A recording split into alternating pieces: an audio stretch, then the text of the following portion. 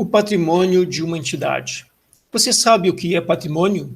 Já ouviu falar este termo?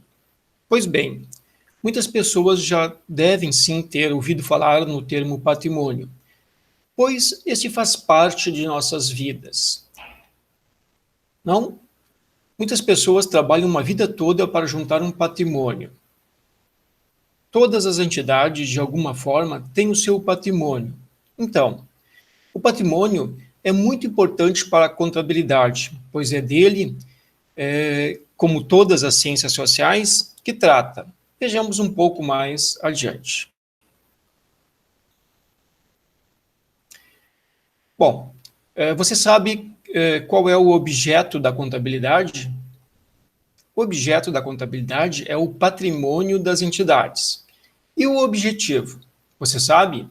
O objetivo é o controle desse patrimônio. Mas e a finalidade? A finalidade é de fornecer informações a seus usuários. Então, veja, vamos acrescentar alguns conceitos legais ou jurídicos. A pessoa natural nasce, vem ao mundo, tem o seu corpo e será conhecida quando tiver um nome, ou seja, for registrada ou ter uma certidão de nascimento. Passa a ser, então, uma pessoa física. Um conceito jurídico que se refere ao indivíduo concreto, um ser humano. Então, a pessoa física tem o seu corpo, primeiramente, e depois o seu documento que o reconhece.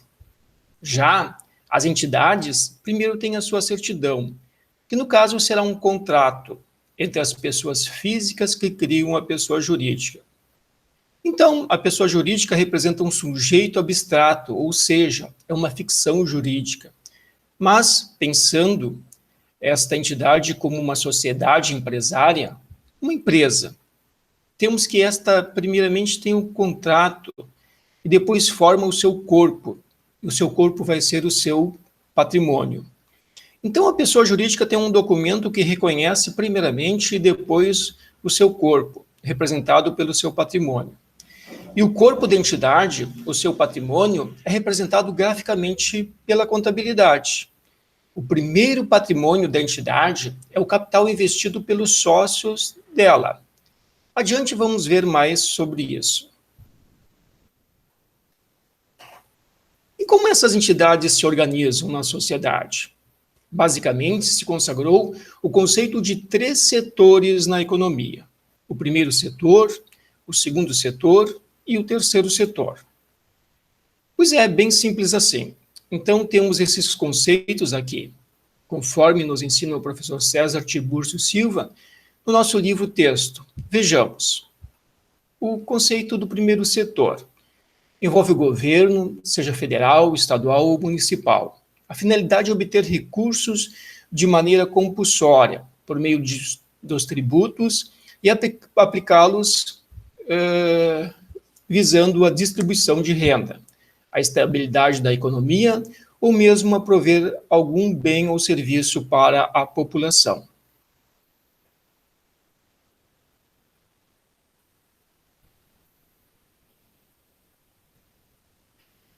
Mas chamamos a atenção que cada tipo de entidade tem exigências contábeis diferentes, né? Mesmo para o primeiro setor, para o segundo setor ou para o terceiro setor. Mas vamos ainda ver o segundo setor. O que é o segundo setor? O segundo setor inclui as entidades que visam a obter resultados financeiros para seus proprietários. No segundo setor, os proprietários estão interessados em explorar atividades que possam produzir resultados.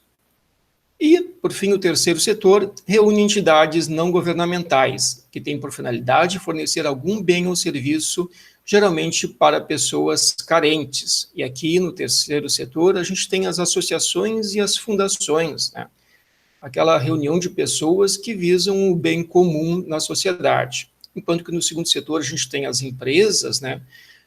O setor empresarial, e no primeiro setor a gente tem ali o governo propriamente dito, as entidades governamentais que controlam o patrimônio geral, né, do povo. O segundo vai controlar o patrimônio privado de cada entidade, que vai ter objetivos de oferir lucros, O terceiro setor não tem esse objetivo, né? Tem o objetivo de fazer o bem social, né? Então, ali tem a filantropia no terceiro setor.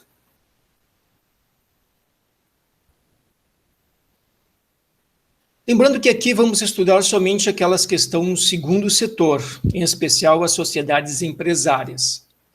Em outra disciplina, contabilidade governamental ou pública, se estudará sobre as entidades do primeiro setor. Bom, vamos ver o primeiro setor. Lembrando que o primeiro setor envolve o governo, seja federal, estadual ou municipal. A finalidade é obter recursos de maneira compulsória, por meio de tributos, e aplicá-los visando a distribuição da renda, a estabilidade da economia ou mesmo a prover algum bem ou serviço para a população. Então, aqui no primeiro setor, nós temos as entidades governamentais. Bom, a seguir você encontra a figura de um balanço patrimonial de uma entidade do primeiro setor a título de ilustração. É o balanço patrimonial de 2020 da Prefeitura do Estado, aliás, da Prefeitura do município de São Paulo. Então, aqui está o balanço geral de 2020, né, do exercício. Aqui a gente costuma usar exercício para o período, né, da prestação de contas de 2020. Então, nesse balanço, nós temos duas partes, né, os dois lados do balanço. Num tem tudo que a prefeitura possui, que é da prefeitura, e o outro é dividido nas dívidas e na diferença entre o ativo e o passivo. E aqui no ativo, né, entre tudo que a prefeitura tem, nós vamos verificar aqui os valores, né? Então, verifique aqui que significativo o valor total de tudo que a prefeitura tem, né? Então, aqui a gente tem 130 bilhões de reais no total, né? A gente tem ali as divisões, né? Tudo que ela tem no curto prazo e tudo que ela tem no longo prazo, que vai se realizar no curto e no longo prazo. No curto prazo, o que ela tem a receber, né? Seus estoques ou alguns investimentos que ela tem. E no longo prazo são as coisas mais permanentes da prefeitura, né? O imobilizado, né? A estrutura física, os prédios da instituição, investimentos que ela tenha feito e alguns direitos, né? E até mesmo estoques que se realizarão com um pouco mais de prazo. E, por fim, os intangíveis, né? Aqueles que não têm, não se pode tocar, né? E do outro lado, as dívidas da prefeitura. Então, observe que se ela tem 130 bilhões valorado naquilo que ela tem, ela deve 238 ou 36 bilhões de reais. Então, ela deve mais do que ela tem. Então, vai dar uma diferença ali no patrimônio líquido, que aqui eles estão denominando de passivo descoberto. E o resultado ali do período, resultados acumulados, né, ao longo do tempo, ele é negativo, né? Então, esses resultados aqui se configuram em déficits ao longo do tempo da prefeitura. E agora vamos ver o segundo setor, lembrando que o segundo setor inclui as entidades que visam a obter resultados financeiros para os seus proprietários. O segundo setor, os proprietários estão interessados em explorar atividades que possam produzir esses resultados financeiros, né? Enfim, eles buscam fazer um investimento e ter um retorno sobre esse investimento. A seguir, você encontra a figura de um balanço patrimonial de uma entidade do primeiro setor a título de ilustração. É o balanço patrimonial das lojas Renner S.A. Vejamos a seguir.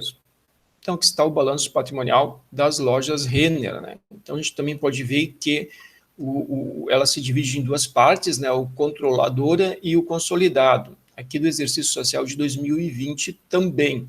A controladora é a empresa que é o carro-chefe que manda, né? O consolidado é o conjunto de todas as outras empresas que fazem parte daquele grupo econômico, né? Então, na controladora tem aqui em milhares de reais, onde diz aqui, milhares de reais aqui. Portanto, aqui nós temos milhares de reais, significa o arredondamento que é feito no balanço, para não precisar apresentar todos os números, né? Então, aqui a gente tem 6 bilhões de reais tudo que ela tem, né? Então, aqui nós temos os imobilizados, que são todos os prédios, estrutura física que ela tem de longo prazo, os direitos de uso desses prédios, os intangíveis que ela tem, aquilo que ela investe, os investimentos, né, ações em outras empresas, aqui que ela tem a receber de longo prazo e aqui que ela tem de receber de curto prazo, né? Os estoques que vão ser realizados, as contas que ela vendeu a crédito, e do outro lado nós vamos encontrar as dívidas dela, né, de curto e de longo prazo. Então ela deve ali 6 bilhões de reais, 6,4 bilhões de reais. No período ela teve um resultado aqui, um patrimônio líquido, né, de 5,5 bilhões de reais no período. Então essa é a situação das lojas Renner. Na verdade, esses 6 bilhões aqui é só do ativo não circulante, né? Então, se a gente for somar o ativo não circulante com o ativo circulante, isso aqui vai dar uns 12 bilhões de reais, né? Ou 11, 10, 11,9, quase 12 bilhões de reais que ela vai ter no período. Os dois lados eles devem fechar, né? São valores significativos, né? Cifras elevadíssimas, né? E, por fim, vamos ao terceiro setor. Lembrando que o terceiro setor reúne as entidades não governamentais, que têm por finalidade fornecer algum bem ou serviço, geralmente para pessoas carentes.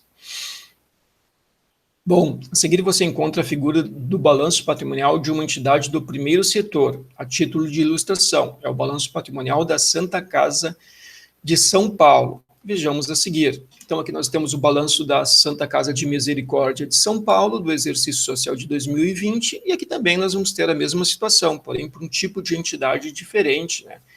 Que é uma irmandade da Santa Casa de Misericórdia. Ela não tem fins econômicos, né? Então ela não busca ter lucro. E aqui, no caso das sociedades do terceiro setor, a gente diz que em vez de dizer lucro, a gente diz superávit, em vez de dizer prejuízo, a gente diz déficit, né? Mas quanto ela tem aqui, as coisas que ela tem, aqui nós temos, então, em milhares de reais, portanto, aqui é 1,1 bilhão de reais o total do ativo, aqui no curto prazo e aqui no longo prazo.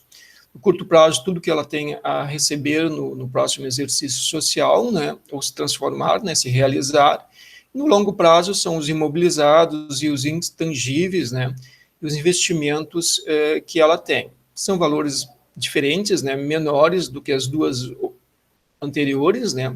Aqui, como a gente fala de uma irmandade Santa Casa, a gente está falando especificamente de um hospital, né, ou de um conjunto de hospitais, pode ser mais de um. E aqui as dívidas dela, né, então ela tem dívidas aqui, 1 bilhão de reais, e o superávit dela no período foi acumulado, né,